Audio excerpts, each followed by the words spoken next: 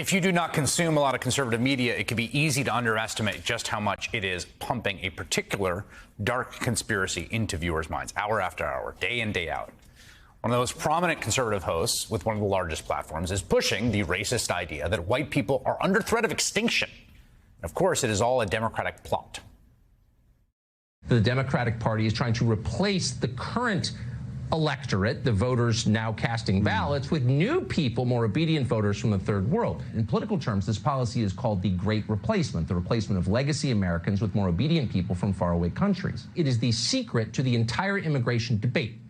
Demographic change is the key to the Democratic Party's political ambitions.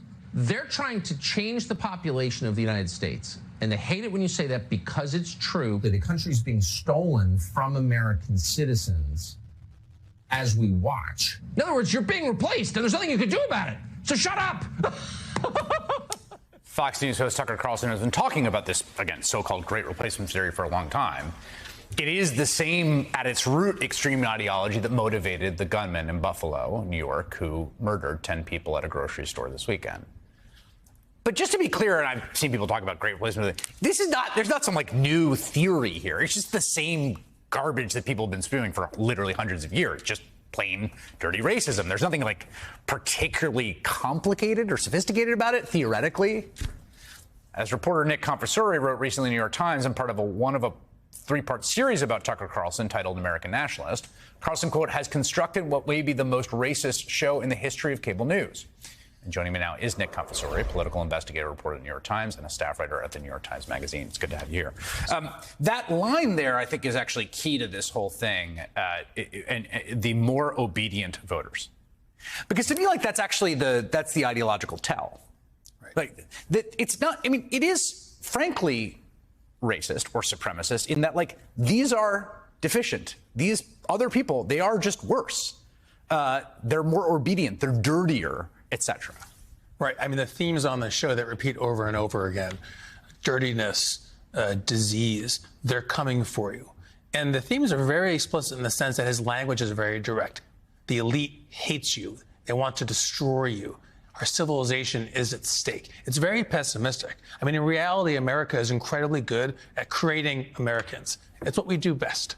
We've been doing it for 200 plus years. Right. But in this ideology, as it's always been, the most recent arrivals are the ones you can't trust, who can't be made Americans, who are dangerous, who will mess the whole thing up. One point in your reporting that I think is again, and it gets back to the thesis I was saying, the A block, about like there are these battling conceptions of who a real American is, and they've gone back and forth in the different camps, right? That, you know, you have the people that are the actual explicit Stormfront white nationalists who immediately recognize the rhetoric they see on Tucker's show as theirs. Inside the apocalyptic worldview of Tucker Carlson tonight, you write, white nationalists celebrate Mr. Carlson's message and success. Does he actually believe in white nationalism? Asked R. Derek Black, former white nationalist who's disavowed the movement. It doesn't really matter, he said, because Mr. Carlson is using the same rhetoric. Having the most popular cable news hosts directly pulling from their talking points make them feel like, wow, we must be right.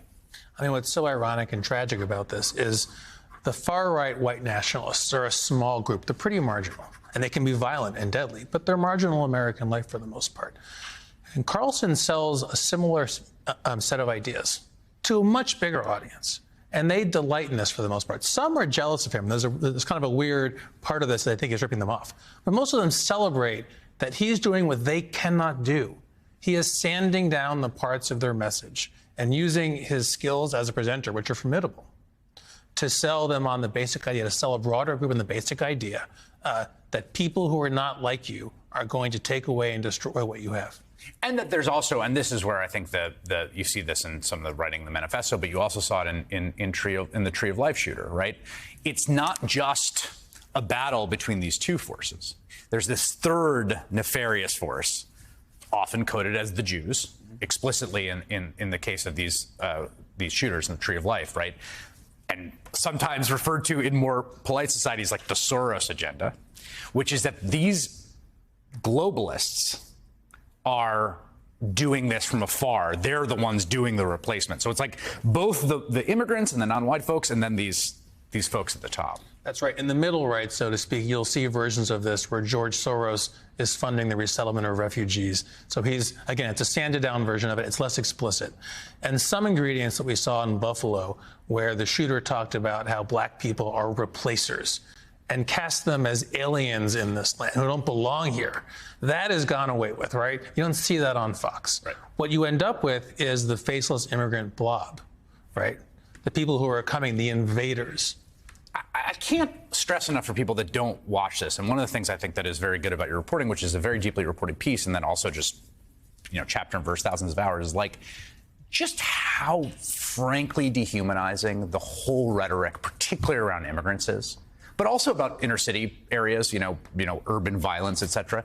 It's just this, it's like they talk about them like animal. I mean, like the B-roll, all of it, it's like these creatures are like a zombie invasion, just like constantly showing like refuse that's left behind at the border, these big wide shots of people walking. No one's ever talked to. Right. There's never you never get the mom is holding a kid. Why are you fleeing Honduras? Well, because all of that's gone. It's completely dehumanizing.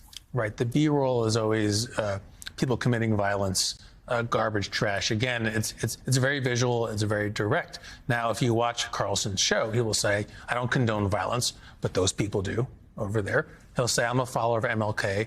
We can't judge people on the basis of their skin color. And then he'll go on to talk about how immigrants make America dirty.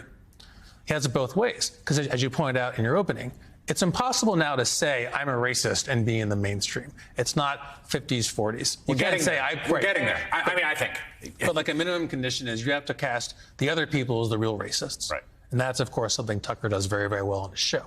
What did your reporting indicate about the sort of how this interacts with what the messaging of Republican politics, conservative movement more broadly is? Because I do think there's an interplay there. I mean, you see it in the case of J.D. Vance, where it's he was the, now nominee in Ohio for that Republican seat, where it's he needed to win that primary. To win the primary, he needed Trump's endorsement. To get Trump's endorsement, he went on Tucker. Tucker put him on a lot, and all those dominoes fell. It's kind of a monoculture over there.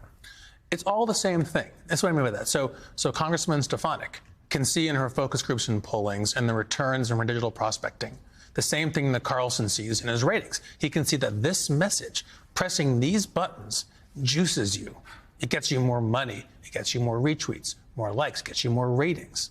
They understand that if they can go downstream of the really rancid version of these ideas far enough, they can find a version that has some deniability, but has that essential power that we're talking about here.